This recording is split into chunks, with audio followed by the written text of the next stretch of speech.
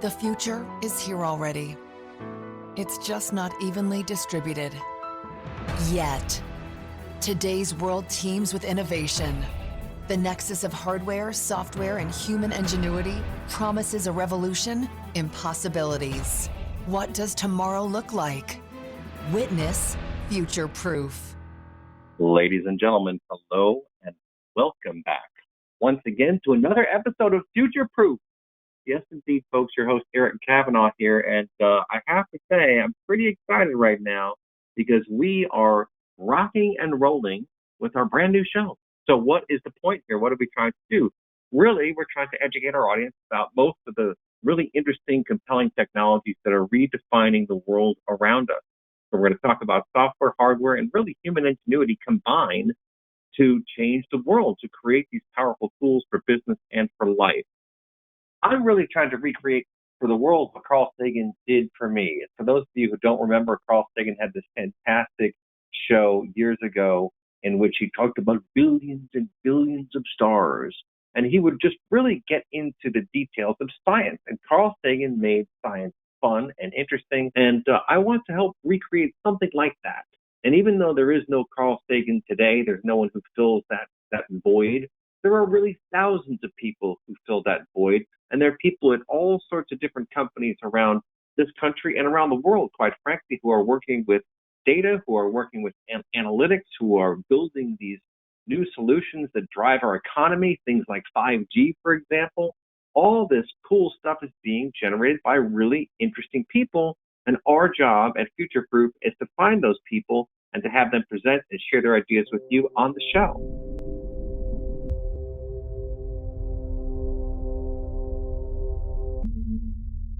I'm going to talk a little bit about edge computing, and it is not something you probably worry about today, but you will worry about tomorrow. And I think there's already enough buzz around it, and let's try to demystify this some. What is edge computing beyond the buzzword? Let me give you a simple example. So let's say that you went to you heard about a great cafe, we'll call it the app cafe. You go with a friend, and you read the menu. Wow, this looks like amazing food.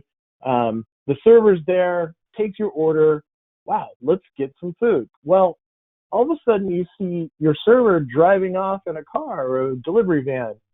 And you're like, what is going on here? Why is this person leaving? Well, the reason they're leaving is because the kitchen for that cafe is actually farther away. And that's Cloud Kitchen.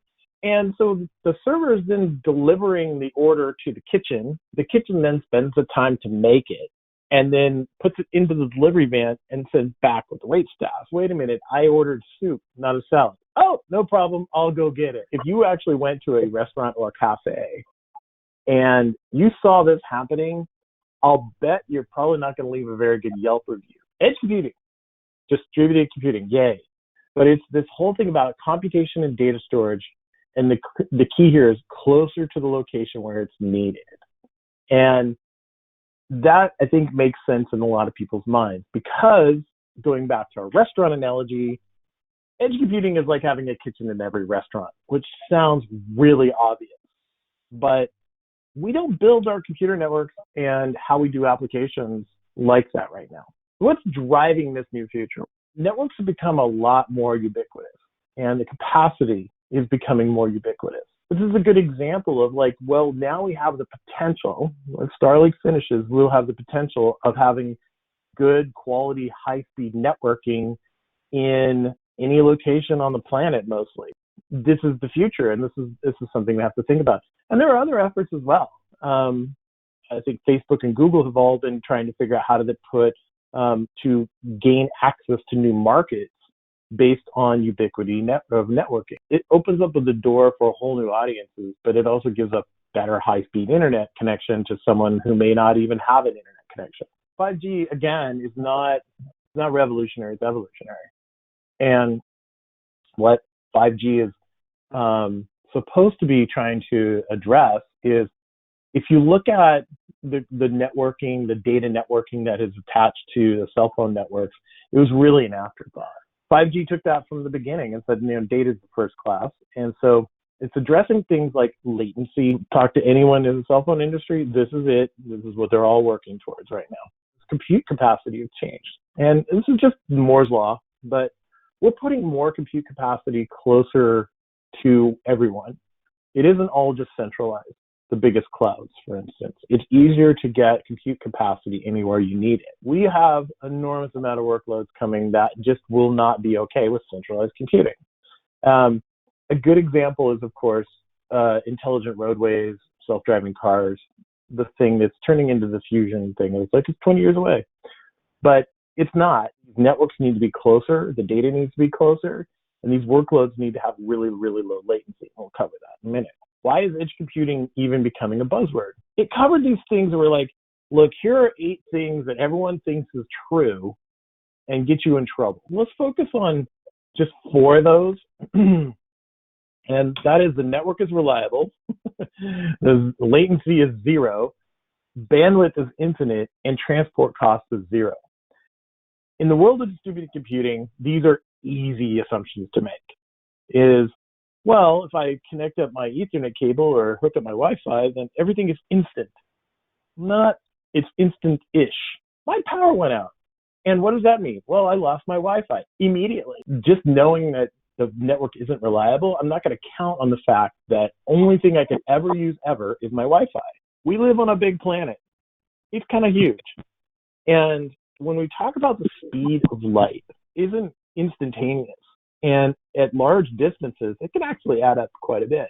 Now, this is showing you to go around the Earth in a vacuum, it still takes light 133 milliseconds to go all the way around the Earth. It does introduce some latency, and you can't beat that. We made it worse. We transmit a lot of our stuff over copper and fiber. And the reality is, based on physics, 70% of that, you get about 70% of the actual speed of light from that. And with networks and being able to relay and routing and all those things, it's double. So that means around the world is actually 266 milliseconds, which is a quarter of a second. These are things that when they add up, they start making some really bad things, and you can't beat it. When someone is communicating with a central application and they're talking to that application code, we have a few things here. The law that we should think about is like the greater the latency, you're going to get less user satisfaction. Less user satisfaction means less dollars. In terms of mission critical applications like medical or self-driving cars, logistics, that sort of thing, that greater latency could actually be deadly. That needs to happen in single-digit milliseconds. And going to cloud provider, like renting in an Amazon container somewhere and coming back and saying, yeah, you're totally going to get into an accident. Hold on. By then, I probably have had that accident. And at that point, I'm going to be asking for help. Thanks, cloud. Now, that means the central computation and data storage paradigm is now super challenged. If I have a San Francisco user versus someone who's like in Sao Paulo, Bangalore, London, where's the central point in that? At some point, someone's not going to be very happy. And that just doesn't work anymore. The only way to beat the speed of light is to just accept it and get things closer. And this is where edge computing is really showing its promise. A San Francisco user has local computation and data storage, and so as a Bangalore user, they're going to have a pretty similar experience because now they're dealing with a sub 10 millisecond latency. Regulatory issues now are by government to government. Yes, we can create pipes and we can route data from one point to the other, or maybe not, but there's going to be rules on that data. And in some cases, those rules are things that can not just get you in trouble, but completely shut you down. Working around regulatory issues is really about edge computing at this point. This is the next thing beyond cloud. We went from on-prem to cloud. We're going to go from cloud to edge. If you look at companies like NVIDIA, they're not just selling graphics cards anymore. They're trying to figure out how to embed like a high bit of computing, so parallel computing inside of a car, or what it needs to do be a self-driving car. If you have a global business, your data has to be global. Reliability is an important part of whenever you do distributed data storage and how you make this ubiquity of your application. You cannot survive in a world like, I was just mentioning before. It's like the only thing I was expecting was Wi-Fi. My only users in the world are going to be local to my San Francisco office, and be running Wi-Fi, or, that is a bad assumption. And reliability is really built around this idea of like, I can have these problems that come up. For instance, a partition problem. Now, this is terminology that we use inside of distributed computing, but being partition tolerant, also known as a split brain problem. And the split brain means that I have a common set of data that's being spread across multiple geographic locations. And one of those geographic locations becomes isolated from the others. We talk about the CAP theorem, consistency, availability, and partition. And most databases are good at consistency and availability, but not good at partition tolerance.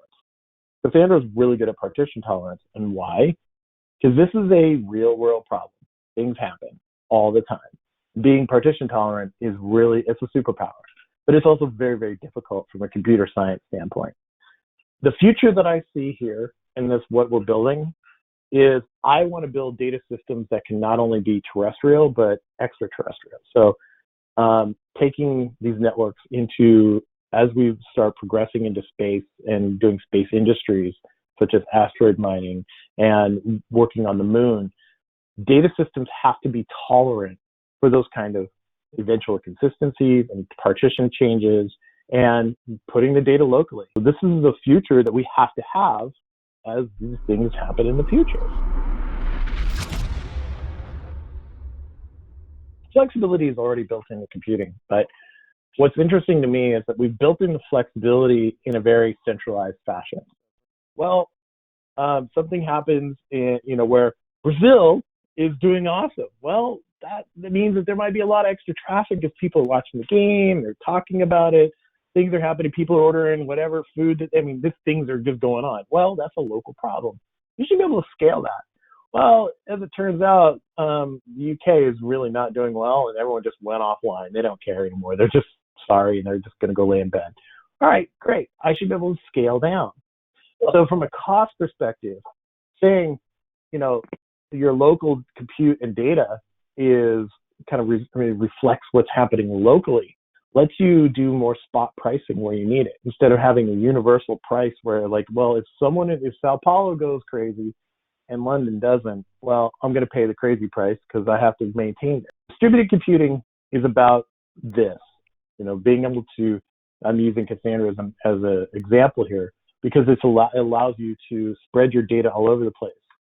But the final point that I want to make here is about federation. And this is really responding to the world geopolitics. Like, for instance, in Brazil, they have LGPD, which is their version of GDPR. Four-letter acronyms are the way we do data security now, but it's the same as GDPR, of course, is in Europe and the EU, where there's just this data protection. What do we say to companies who want to do business with data? And there are rules, like what data can stay in Europe and what can leave Europe. What data can you bring in? What can you bring out? Edge computing requires that level of knowledge about where it's at. It has to be smart enough. And this is something in the Apache project the Cassandra project that we're really concerned about, because if you're going to spread your data everywhere, you could get somebody in big trouble if you can't share personal information over this boundary, this imaginary boundary that's on a map somewhere. You may get fined heavily by a government. Federation is a really big deal in this case. And something that's really important for edge computing, and something we should all, this is something we're all working towards and trying to pay attention. This is the future. Data's federated, data's distributed. I am done. Hopefully I've convinced you that, that edge computing is just not a buzzword. It's not something that comes and goes. This is not buzzword bingo. This is a reality. It will affect your future, and you will be doing it.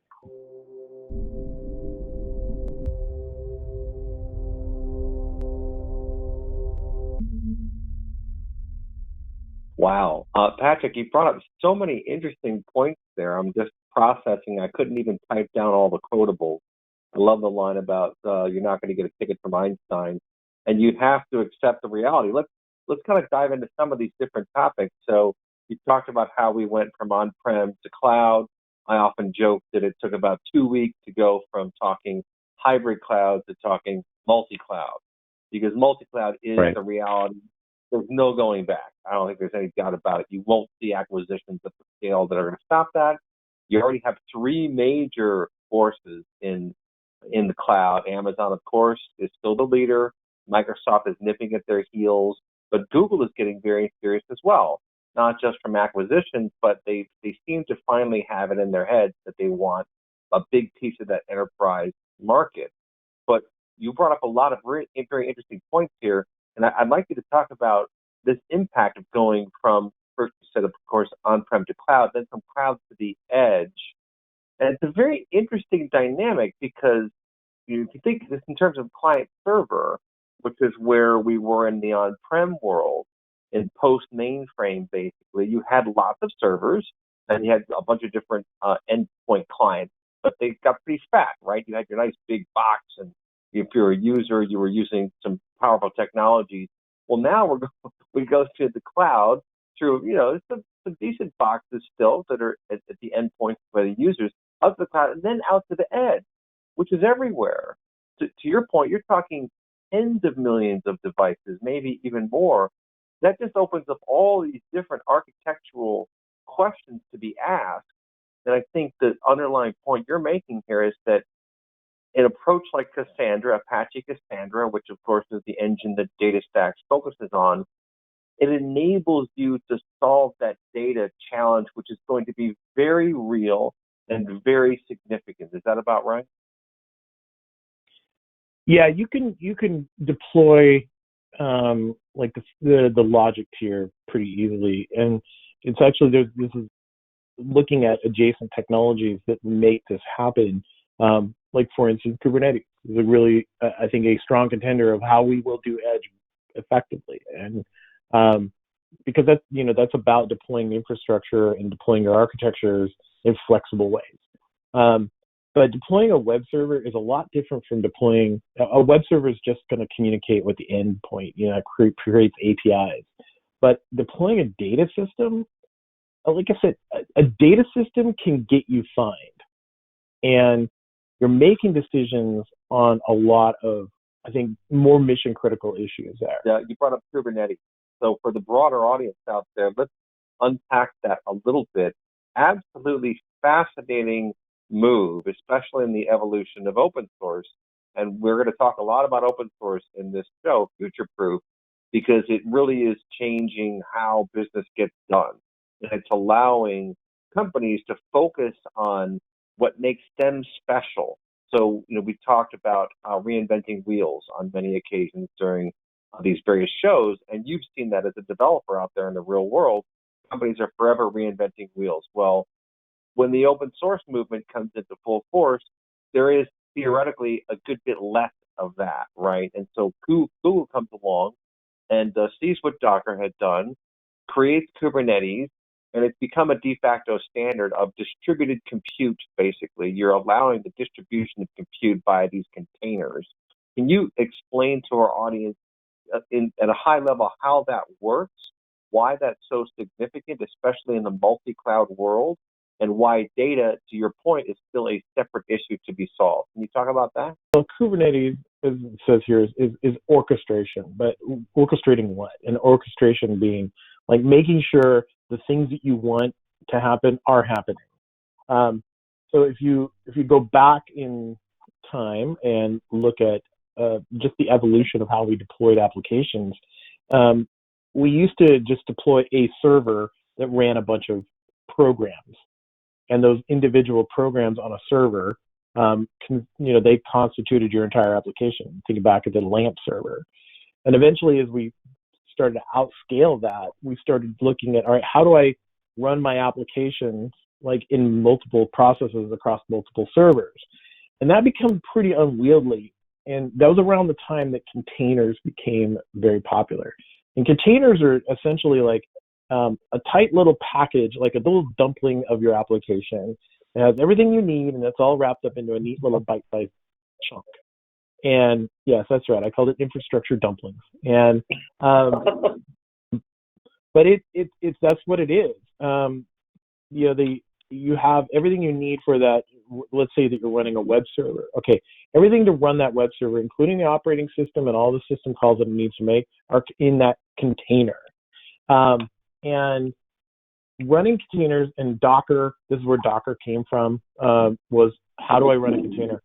Well, once you get into that world, here we go, is now Docker created this great way to deploy an application, but now I have a lot of containers. So Kubernetes, of course, came along and said, I got a solution for this. And this is where we are in the world. Instead of deploying individual applications, we're deploying containers, so they're neat and compact.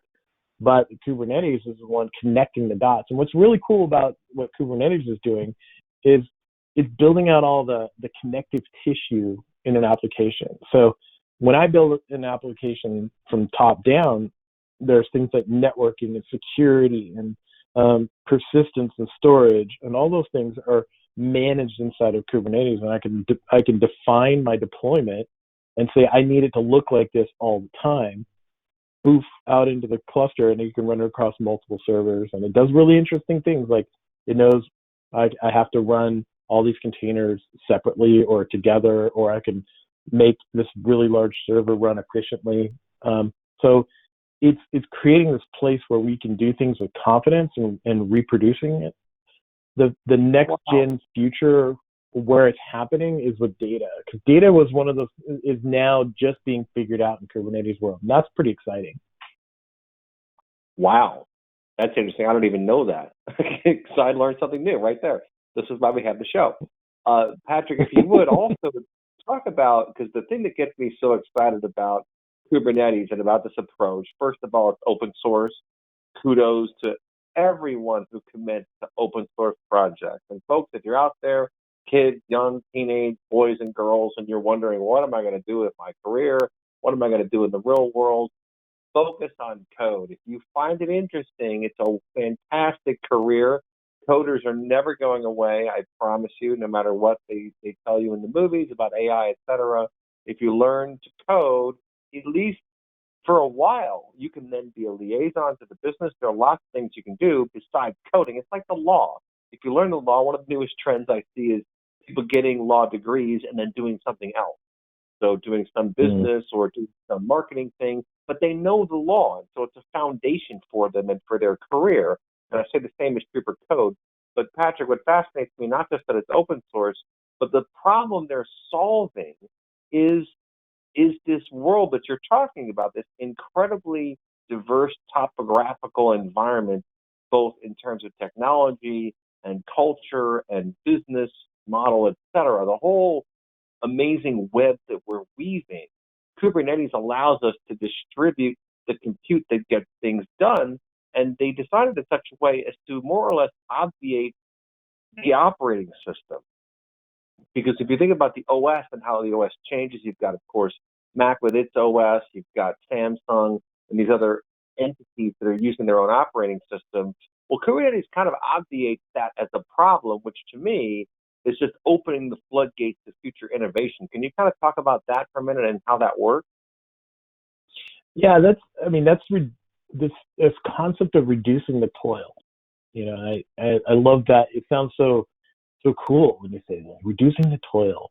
But the toil is like just having to do a lot of work to make anything work. And I my background is in infrastructure. I've made a career around toil, but I think that if you look at it from a business standpoint, you're not going to get. I mean, efficiency is always an important metric, right? And when you have, if you have 25 steps to get your product out the door and start extracting value, and then you learn a way to make it 2 steps, you probably should take the second, because you're going to, you mentioned, you should learn how to code. Absolutely, because that is the future.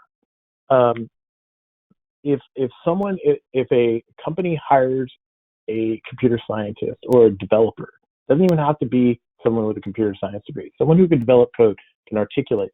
They want to see someone who can help them create value in the company, not someone who knows how to do some really crazy things with infrastructure. And those days are coming to a close, and I'm fine with that. And things like Kubernetes are now allowing us to codify the harder parts into something a little more deployable. And so what's the next thing? Well, it doesn't seem like we always get rid of like hard things, but we're moving the ball. Now, instead of me learning how to patch a Linux server, I'm trying to figure out how to make sure that my Node.js and React application work really well in the real world. And I can scale that up so that I have millions of users. That's more valuable to my company, if I'm working in application tier, than making sure my Linux servers are running. That's just not as interesting. Well, and that's an excellent point that you make, and you're reminding me to tease our next episode with DataStax, in which we're going to talk about getting in the zone, basically. And this is very interesting stuff, folks, because you all know it. Everybody who is a worker, a practitioner, a musician, anything, knows what it means to kind of get into a groove. In music, in particular, we talk a lot about that because there's a certain cadence to it. You orchestrate the instruments around a tune. There's an energy to it, and that's the thing. There is an energy to it. There's a chi, as the Chinese would call it, and that's a very powerful thing. And when that energy is humming in a good fashion, when you're in tune, so to speak, and you're in the flow, you're in the zone, it's like Zen. We talk about Zen and the art of motorcycle maintenance, for example, that classic book. But in the world of coding, and I have a lot of friends who are coders, I can tell you it's very interesting because in a way it is pretty dry. I mean, you're literally hacking out code, but the tools are getting better and better for how you get it all to work. I mean, the orchestration side of that is mind-blowing, quite frankly. And if you want to go to a show, go to Kubeflow. Once the conferences come back, and they will, go to Kubeflow. But if you would, let's tease our audience a bit, Patrick, because you got me excited about this as a concept, about getting into the zone. I'm a writer. I'm a musician. I know what it means to get into a flow and do things, a performer, and it's very powerful. And if you can harness that and learn how to tease it out of you, it's like getting the muse on your side in the world of creativity. Because code is not just characters, it's functionality. There's an art to it, there's a science to it. It's really quite fascinating how rich and complex that world is. Astra is our attempt at reducing the toil, for sure. I mean, we know that Cassandra is not an easy database to use because it's distributed databases in general require a different kind of sophistication. But this is what we know, is that Cassandra is well regarded as one of the most powerful databases in the world, but it's super hard to use. So if you got to use it, you got to know that. Well, Astra is what we're looking at with Astra is like, we should eliminate all of the concepts that you have to really load yourself up with, like understanding how a distributed database even works. So Astra is just, when you want a database, a Cassandra database, you log in, give it a name, click start, and it will start a database for you. Everything that happens underneath, you don't need to know about. That's not your problem. It's someone else's problem, and you're renting it.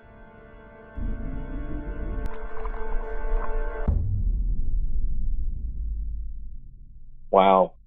Folks, there's a whole new fascinating future unfurling before our very eyes. And big thanks to you, Patrick, and to DataStax and the whole open source community for creating these new powerful foundations. Check out this DataStax website for more information about what's going on. It's a big, big deal, folks. It is the future. We'll talk to you soon, Patrick. Thank you so much for your time. We'll catch up to you next time, folks. Take care. Bye-bye. Hop online to insideanalysis.com for more information. That's where we'll post the archive. And folks, we want to know what you want to know. So if you have any thoughts about all this, send me an email, info@insideanalysis.com. That comes straight to me. And like I say, we're keen to understand what your impressions are. We want to know what you want to know. Send me an email, info@insideanalysis.com. With that, we're going to bid you farewell, folks. We'll talk to you next time.